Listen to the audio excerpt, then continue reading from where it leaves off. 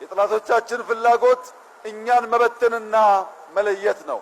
የኛ ዓላማ መሆን ያለበት ብሔራዊ ፍላጎቶቻችንን አንጥረን ማወቅ፣ ሰላማችንን መጠበቅ፣ ተባብረን መትጋት፣ ከወንድም ጎረቤት ህዝቦች ጋር በጋራ መስራት ሲሆን ከዚያ የሚያልፍ ነገር ደግሞ ካለ እንደ አባቶቻችን በአርበኝነት ስሜት የኢትዮጵያን አንድነትና ብሔራዊ ጥቅም ማስከበር የሁል ጊዜ ስራችን መሆኑን እንድታስታውሱ አደራ ማለት እፈልጋለሁ። ኢትዮጵያ ለዘላለም በልጆቿ ጥረት ታፍራና ተከብራ ትኖራለች። አንድነቷ ይጠበቃል፣ ሰላሟ ይጠበቃል፣ ብልጽግናዋ ይረጋገጣል።